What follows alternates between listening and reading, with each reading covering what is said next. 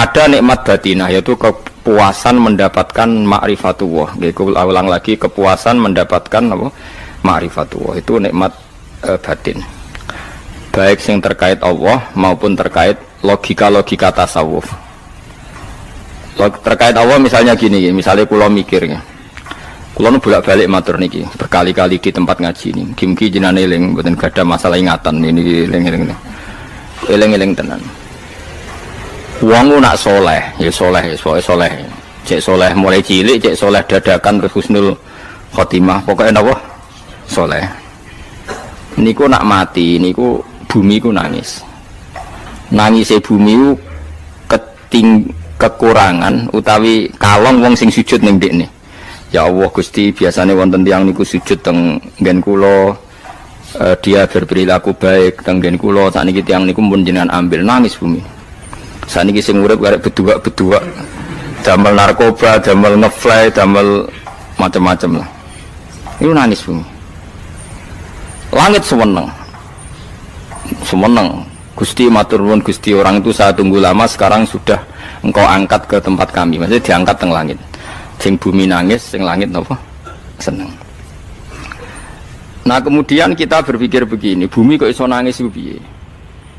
Nah, itu terserah sampean apa termasuk ulama zahir apa termasuk ulama batin. Kalau ulama zahir mengatakan bumi nangis itu mau kinayatun anil husni. Pokoknya pantese bumi ku susah, wong kelangan putra terbaiknya. Tapi nak cara ulama-ulama hakikat yang mengenali sekali betapa kudrohnya Allah, betapa kudrohnya Allah itu tidak terbatas. Itu yang meyakini bumi nangis itu nangis tenan. Misalnya ngaten kula tak terangno malih ya. Kowe bayangno dadi Nabi Adam, ngrungokno kowe. Kowe bayangno dadi Nabi Adam. Nabi Adam tenan maksudnya. Terus Nabi Adam orang pertama dia tahu betul kalau dia dicipta dari bumi. Dan dia pula tahu betul, beliau tahu kalau dia bisa ngomong, bisa mikir, bisa macam-macam. Terus indukannya beliau itu bumi. Mesti pikiran Nabi Adam, jangan-jangan bumi ini juga bisa berpikir kayak saya. Ini kan materi saya, karena saya dari bumi ini bisa ngomong, bisa melihat macam-macam. Terus bedanya apa manusa mbek napa? Umpama kowe dadi Nabi napa? Adam. Orang yang dekat sekali, qoribu ahdin, dekat sekali dengan kesaksian kudroh Allah. Gini ku dekne roh nak materi ini ke bumi, dan dia orang pertama yang orang lali kemana. Tapi ketika sudah ribuan orang, mungkin jutaan orang, lali. Seakan-akan bumi itu tidak jenis dari kita. Bumi adalah hal yang berbeda dengan kita. Kita manusia berakal, bumi itu benda mati. Terus kowe katut wong goblok-goblok, bumi itu benda mati. Sajane ya rada kriminal wong Islam muni bumi itu benda mati. Enggak bisa berpikir, yang bisa berpikir hanya manusia. Itu kengawuran-kengawuran yang kita ciptakan sendiri, kita wariskan turun-temurun. Umpama kowe iku dadi ulama, ngomong ngono iku isin. Bumi kok nyekseni kowe sujud, banyu nyekseni mbok pangan, mbok ombe kanggo sujud. Semua itu bersaksi tentang kita. Ya, lan sampean tanglet kula, cara melogika gimana? Begini, tak wari cara gampang-gampangan ya. Tak warai tauhid sing kasyaf. Tauhid ini yang dawuh Sayyidina Ali lau kusifal khoto umastatu yakinan.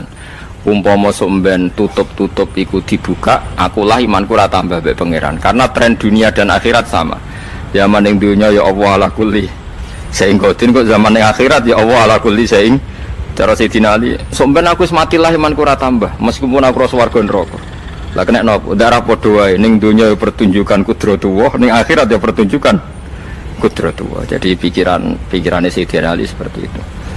Saya kan lahir misalnya tahun 1970. Berarti mulai Nabi Adam itu saya kan nggak ada. Ngerti-ngerti ada. Saya mengira waktu zaman tidak ada itu panjang apa cepat?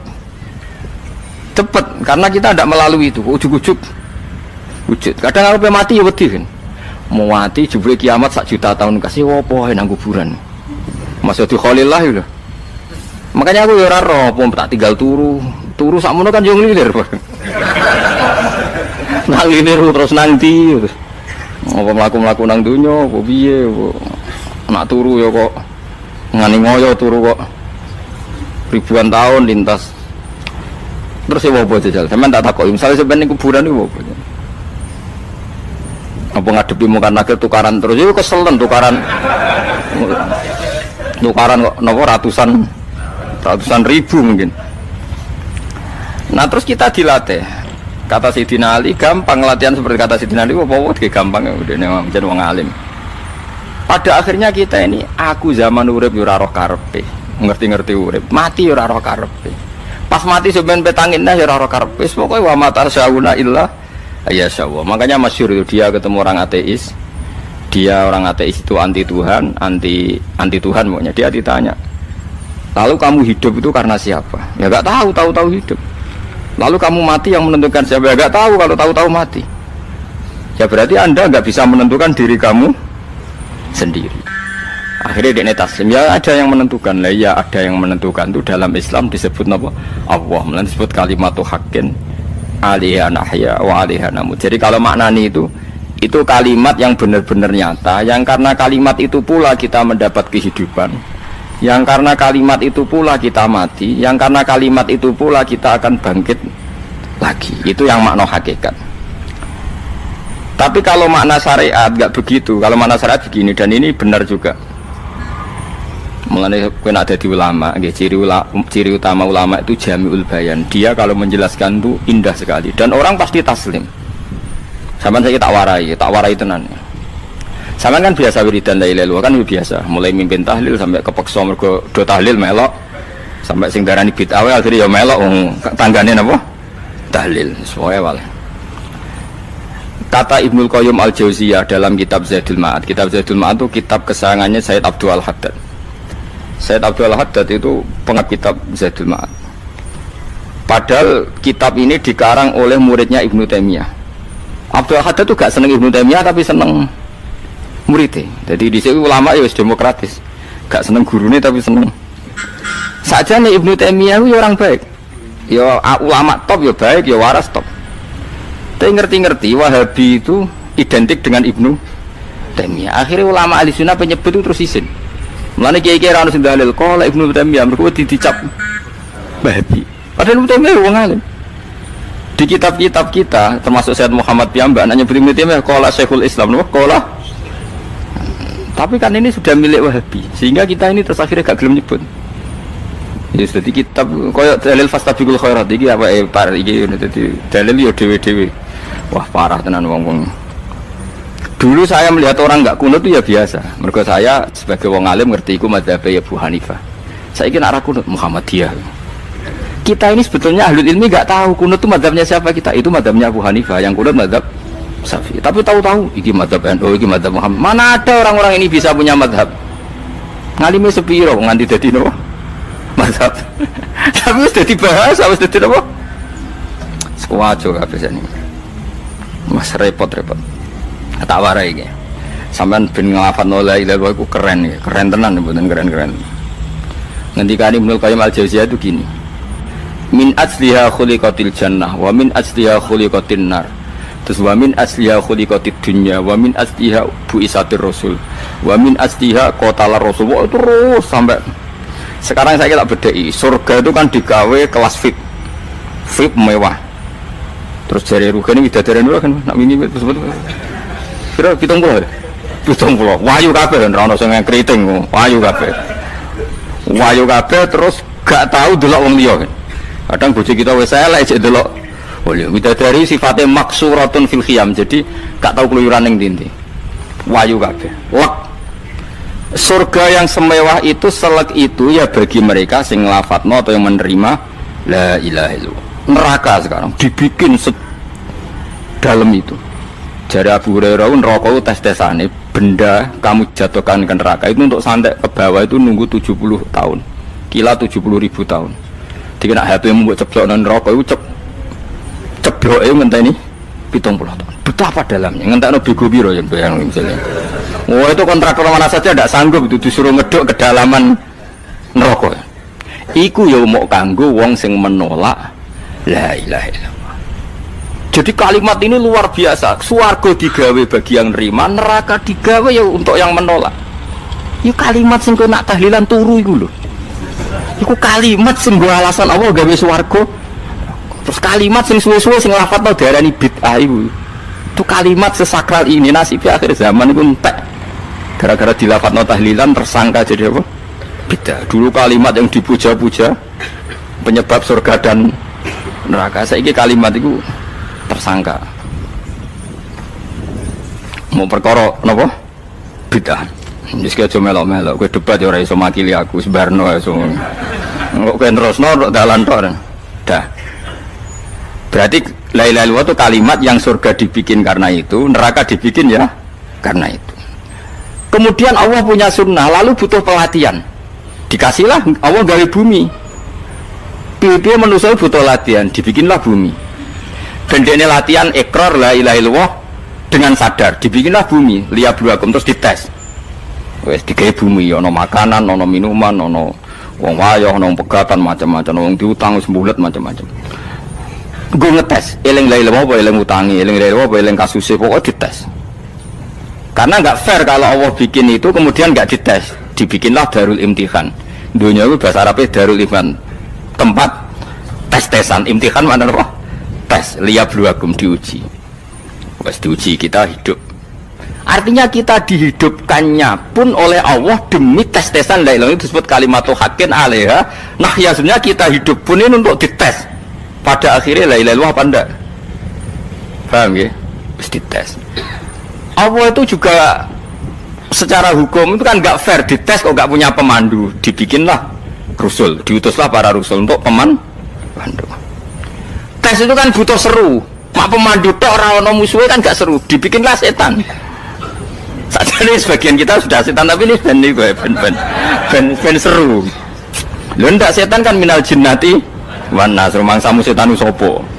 Baik setan minal jinnati wan nas. Jadi kena muni auzubillahi minasyaitonir rajim, terjemahnya berlindung Allah dari saya sendiri ya Allah itu kata itu.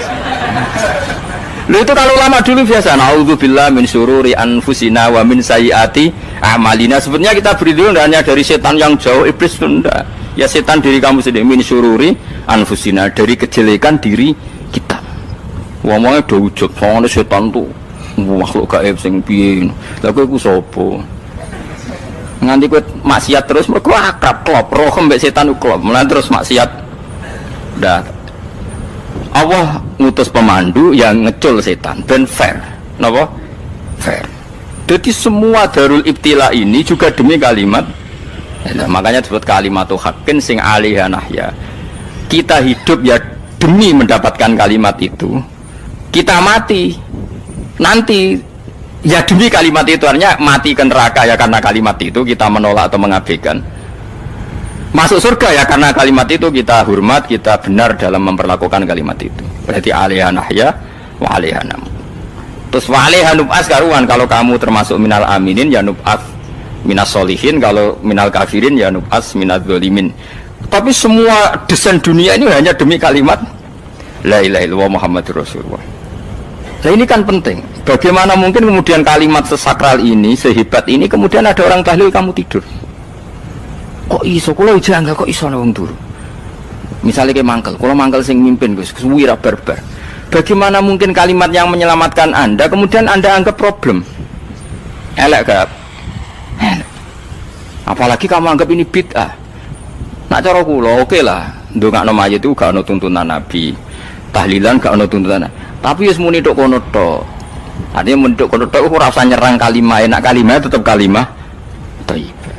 Soal kowe ora seneng sing tahlil, mergo tiga profesi lah iku wonge wae gedhinge aja geman.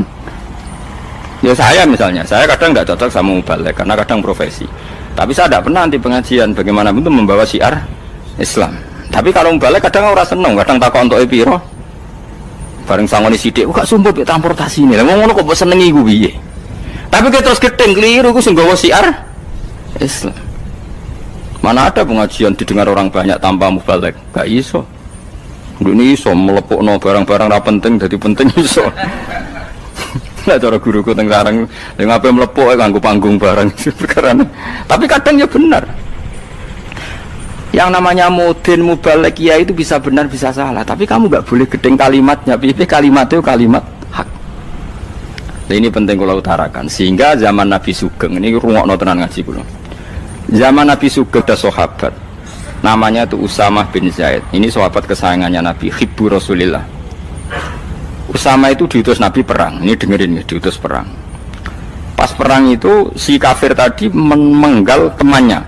Ada yang tangannya putus, kakinya putus. Wah, seorang kafir ini sudah luar biasa. Bacok sana, bacok sini. Ketika terdesak oleh pasukan Usama, kebetulan Usama ini cakap ya, sama beberapa temannya orang Ansor. Orang kafir yang sudah kotoa arjulana wa kotoa aidiana, dia pas terdesak bilang la ilaha illallah. Terus sama Usama tetap ditusuk, dibunuh karena dia berpikir ini qolaha muta'awwidzan, dia melafadzkan kalimat itu hanya berlindung dari pembunuhan. Setelah dilaporkan Nabi itu marah besar. Nabi ngendikan kaifa anta ya Usama bila ilaha illallah idza ja'at bika yaumal qiyamah. Kowe nak ditakoki la ilaha illallah ku piye? Piye-piye wis ngomong la ilaha illallah, tapi sampai ngomong ngoten sakwise ngethoki tangan kula, maksudnya tangan kula tangan kelompok saya, kaki saya. Nabi tetap jawab kaifa bila ilaha illallah idza ja'at bika yaumal qiyamah. Pokoknya Nabi menyoal terus. Sampai menjadi fatwa ijma'nya fuqaha, siapapun yang melafadzkan la ilaha illallah harus kita terima meskipun qolaha muta'awwidzan, meskipun saat melakukan hanya cara zahir berlindung dari kematian, sehingga kita terima. Orang kafir yang 80 tahun kafir melafadzkan la ilaha illallah 1 menit menjadi mukmin. Sampai ada ayat kulil ladzina kafaru iyantahu yufar lahum ma qad salam. Ini kalimat yang sakral, bahkan kafir yang 80 tahun saja menjadi mukmin hanya karena melafadzkan la ilaha illallah. Mulane yang ngaji saya, yang seneng saya, jangan pernah kamu mengatakan ada bid'ah yang orang bisa jadi kafir. Bagaimana mungkin orang mukmin yang ke kuburan dan melafadzkan la ilaha illallah kamu katakan kafir? Padahal kalimat ini yang kafir 80 tahun saja menjadi mukmin. Saiki ana wong nglafadzno la ilaha illallah mergo salah tempat pinggir patok mbok arani kafir. Kok aneh. Wong sing kafir 80 tahun udah dadi mukmin iki gara-gara ngafalno la ilaha illallah dadi kafir. Mergo mau salah tempat ning pinggir apa? Patok. Mboten ora cocok muni nganggur, wong sering ziarah ku nganggur. Nyatane ya tenan. Cara dekne pegawai negeri ora sering ziarah. Nah iku tapi ora usah muni kafir, muni kafir gak mungkin lah. Coba kalimat ini itu orang kafir yang 80 tahun menjadi apa coba dengan melafadzkan kalimat ini? Mukmin kan? Berarti kalimat ini adalah kalimat penghilang kekafiran. Lalu karena dilafadzkan secara salah dianggap kafir. Hanya karena bid'ah itu tidak mungkin. Makanya sebetulnya Wahabi yang alim-alim itu tidak berpendapat demikian. Saya punya beberapa referensi Wahabi yang alim itu tidak pernah mengkafir-kafirkan orang karena perdebatannya seperti itu. Tapi saat ini wis kuwajo. Sebenarnya kalau orang alim itu ya mirip-mirip, entah Wahabi entah tidak mirip-mirip. Karena kalimat tadi. Wahabi itu kitab terbesarnya itu Ibnu Taimiyah. Ibnu Taimiyah itu punya murid Ibnu Qayyim Al-Jauziyah. Itu sampai sekarang saya lihat di fatwanya Ibnu Taimiyah itu begitu hormat sama orang-orang kita ini sama. Tapi tahu-tahu lewat penyaduran sana sini terus menjadi kacau. Jadi kalau balik ini malah sampai nak kepengen dua nikmat batinah seperti tadi yang saya utarakan. Swarga dicipta sedemikian mewah ya demi yang menerima la ilaha illallah. Terus neraka dibikin se ekstrim itu juga bagi yang nolak. Kemudian dibikin daru pelatihan yaitu dunia ya karena kalimat berarti kalimat ini luar biasa. Wa biha qamatis samawati wal ardu. Kalimat ini pulang menjadikan langit bumi berdiri. Lalu sekarang kita bisa ngomong, bisa berpikir, bisa ngadekno BPKB macam-macam. Itu karena kita sendiri apa karena kudratullah? Saya tanya. Karena kudratullah. Kalau karena kudratullah, apa susahnya Allah bikin kemampuan tanah ini nangis, tanah ini susah. Wong podo-podo kowe iso nangis, iso mikir ya mergo kudratullah, ndak karena kamu. Harusnya ya sama, bumi-bumi ini bisa menangis juga karena kudratullah. Makanya bumi ini menangis ketika enggak ada orang yang sujud. Iku ya mungkin. Wong zaman kowe iso nangis ya krana kudratullah, mestine bumi yang kamu katakan benda mati, hakikatnya dengan kudratullah juga sama dengan kita. Mulane tenggene kitab Al-Husunul Hamidiyah, kula ngrasa utang tenan mbek kitab. Dulu saya ngaji 2 tahun kitab Al-Husun. Kitabnya kecil tapi saya ngaji itu 2 tahun. Berkali-kali saya ulang. Itu beliau cerita gini. Dia yang ngarang itu orang alim, kebetulan dia orang India. Memang kelebihannya kitab dikarang orang Arab itu luweh bulet. Wong Arab kan semuanya Islam, karangannya itu standar. Ini dikarang orang India. Di Tonggo Blodor, di masjidnya, dikarang ulama yang masyarakatnya itu udah karu-karuan.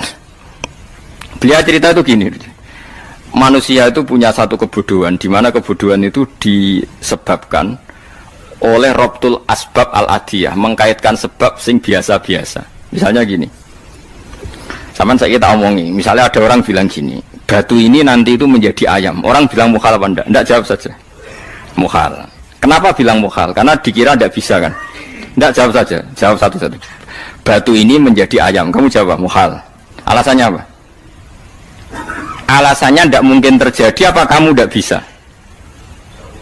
Sebetulnya karena kamu enggak bisa. Udah. Lau ukhbiro dzakar rajul. Andai kan orang itu kamu kasih tahu, klungsu ini biji asem itu, biji pohon asem itu. Nanti yang kecil ini suatu saat besar. Setelah besar buahnya banyak, tambah besar, tambah besar. Terus orang bilang mungkin.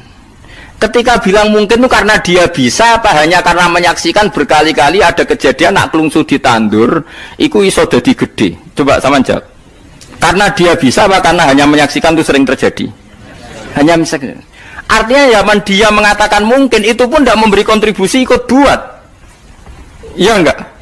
Tetap bergantung kudrahnya Allah. Dia hanya bilang mungkin karena sering melihat. Sebenarnya dia enggak sama sekali memberi kontribusi.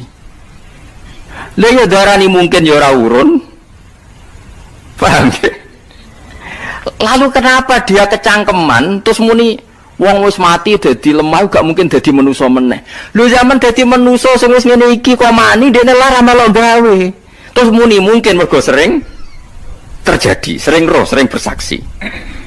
Berarti sebetulnya manusia itu pakai ukuran dia mampu tidak mampu apa pakai ukuran bersaksi melihat. Bersaksi. Nah ini kan problem kita sebagai manusia itu problem.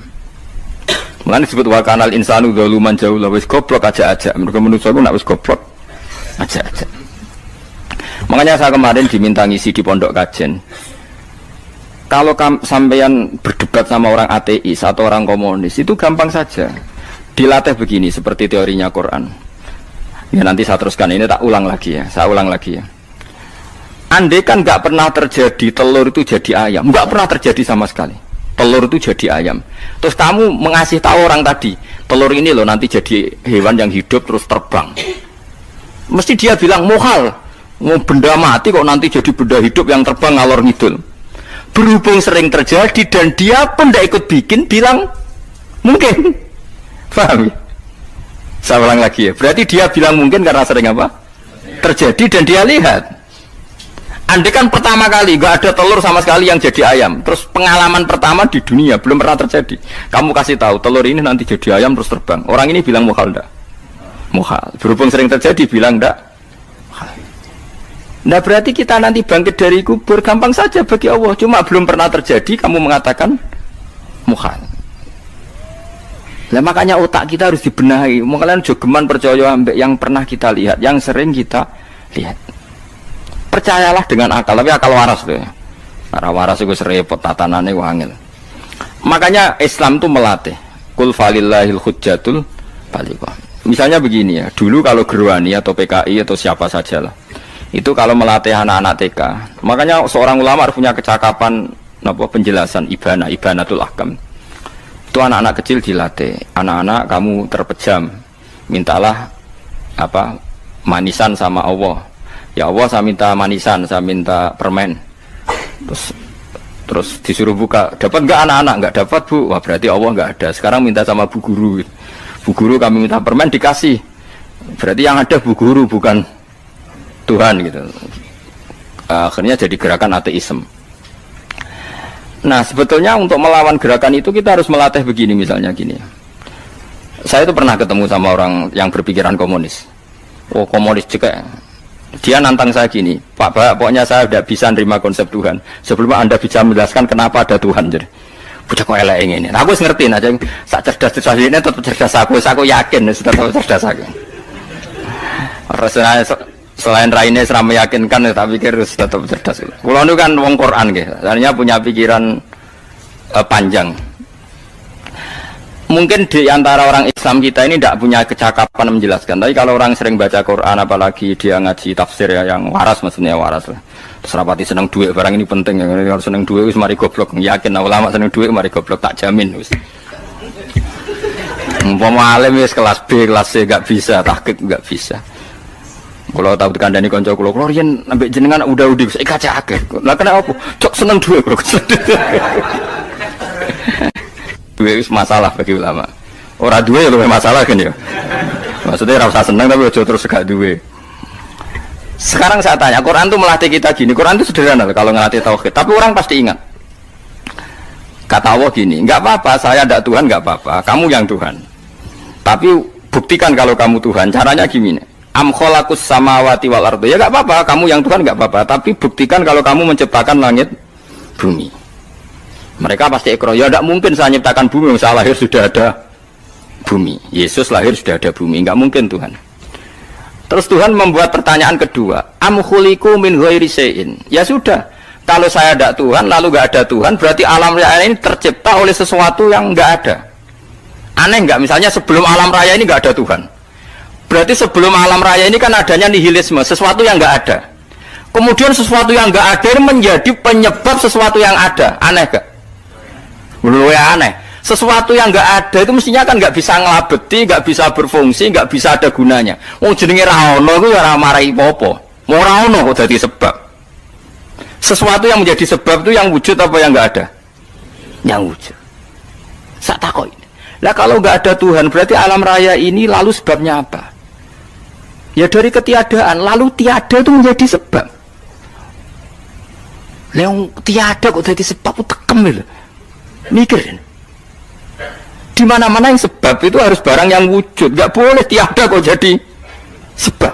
Ini kan jadi aneh, sesuatu yang tiada menyebabkan sesuatu yang ada. Terus dia bilang, ya pokoknya ronde ini kalah, Pak. Tahu kapan tak pikir aja. Pikir nganti mati temenang aku ini ngono.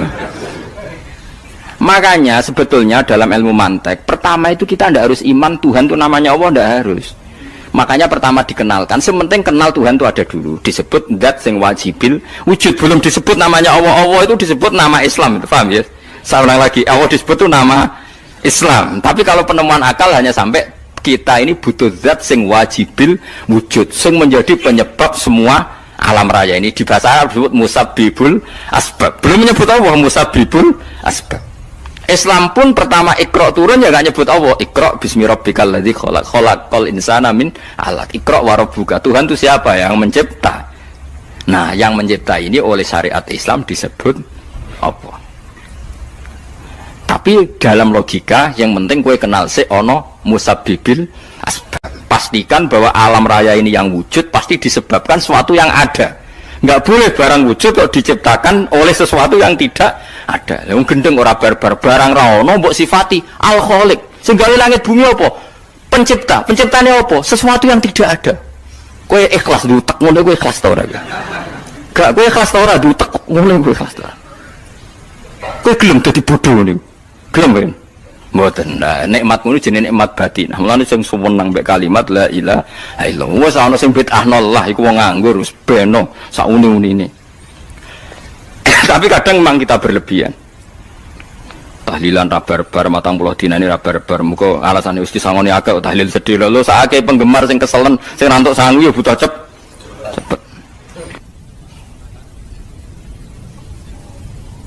Lane cara kula niki penting kula utar nggih. Kowe nek ora cocok tahlilan 40 dina wis ngomong ae kira cocok model harinya.